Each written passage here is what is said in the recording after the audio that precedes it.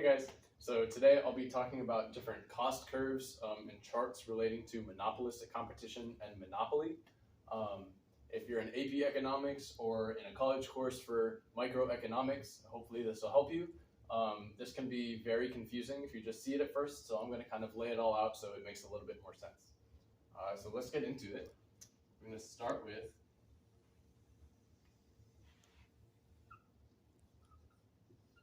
this bad boy is our marginal cost curve. Marginal cost is just the additional cost you incur from producing one more unit of something. So let's say this is the market for my pizza store.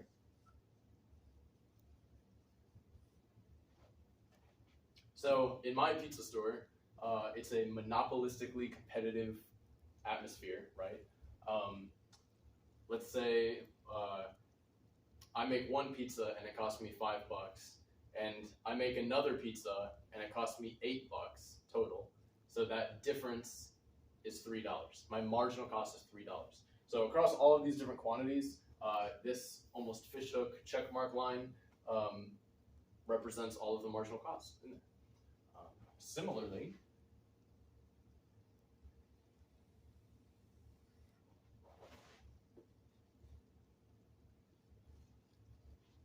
you have marginal revenue. This is a line going straight down.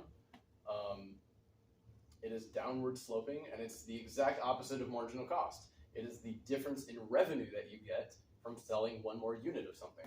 So if I am selling pizzas, and I sell one pizza for a total of $5, and now two pizzas for a total of $11, my marginal revenue, the additional revenue that I get from selling that second pizza, is $6.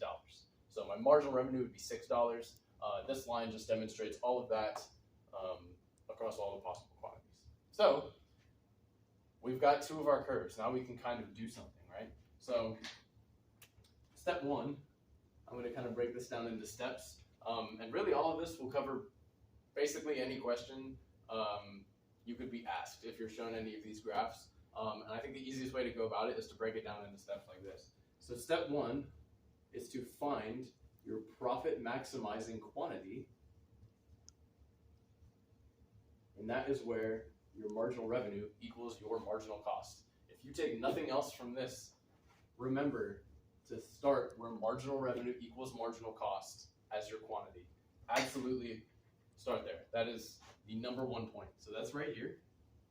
We're literally just looking for where the MR curve and the MC curve meet each other. Boom, right there, right? So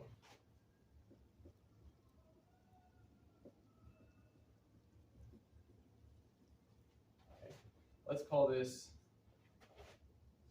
Q1, right? So we're selling Q1 amount of pizzas now. That is our profit maximizing quantity of pizzas to sell, okay?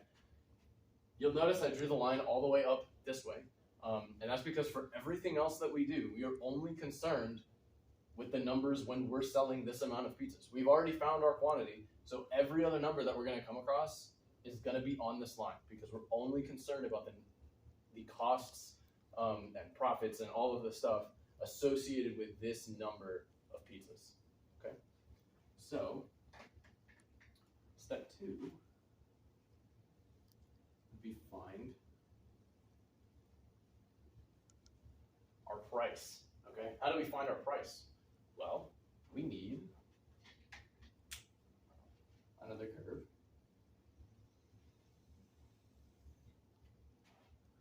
This is the demand curve. We're pretty familiar with the demand curve by now, I hope. So this looks like nothing special. It's just the demand curve. So like I said, all of the quantities, or all of the numbers, excuse me, are going to be related to this quantity, Q1, right? So if we find our price and we know we're producing this, then we're going to ask ourselves, hey, if I'm producing Q1 units, then I need to know what price the market demands when I sell this number of units. So we'll look at Q1 units and just see where it meets the demand curve, and that's right here. Okay. And that is P1 is our price. So we know our quantity now, and we know our price. Our price is P1, that's what we're selling it at. and Q1 is how many we're selling. So we found our price. Step 3 is find total cost and profit or loss.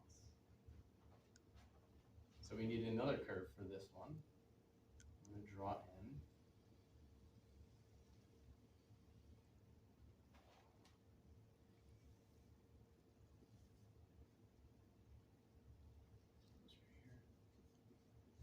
ATC, this is our average total cost curve. Something special about the average total cost curve is its minimum is where it intersects with the marginal cost curve. That'll always be the case. That's just something special about it. But we're not concerned about that point. We're concerned about where Q1 is, right? Because everything we're concerned about has to do with the quantity that we're actually producing. So to find our total cost, our average total cost is just our cost per unit, right? So if we're looking how much does it cost us to make 1 unit, we're going to go at Q1 and find where it meets our average total cost curve right here. I'll just call it C1. And that's how much it costs us to make 1 unit. So if we wanted to find our total cost, we would take this per unit cost, C1, and multiply it times the number we're selling. So to find the profit or loss, we know we're selling our pizzas at the price of P1, and it's costing us C1. So the difference between these two dots is our profit for selling 1 pizza, because all of this is like per unit, right?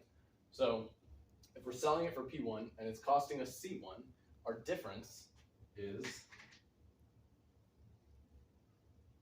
that right there. And that's our profit. So if the average total cost curve was above the demand curve, then we have a loss because our cost would be higher than our price we're selling it for. Thankfully, that's not the case. This business is making money. So this is our profit for 1 unit.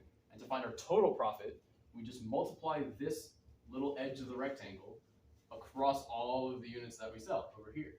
So this box right here that's formed by the dotted lines would be our profit, our total profit. So this is our per unit profit, and this is our total profit. Okay. Finally, step 4 would be to find out whether we stay open or shut down. Okay, so we need another curve for this one.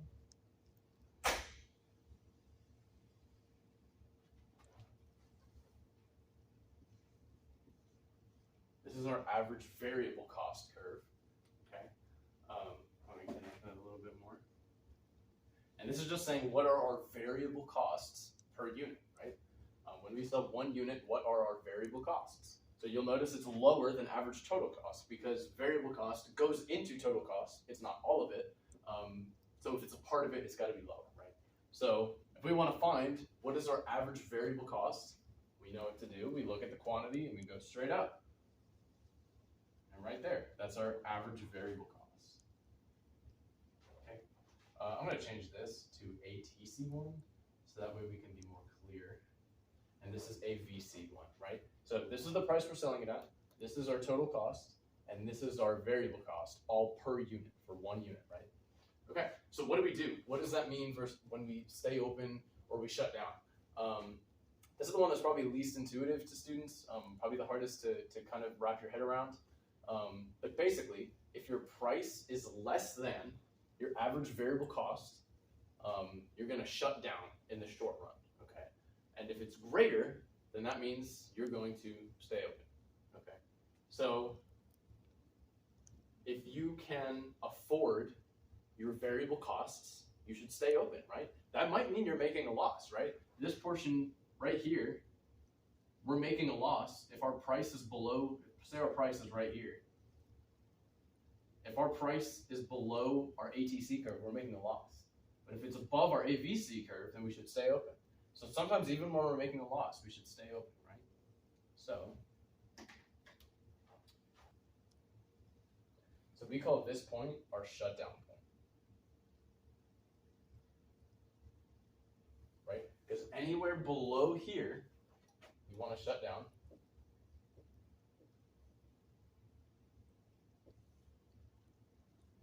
above here, we stay open. Okay, and remember, that's if your price is greater than or less than your average variable cost value that we found over here, right?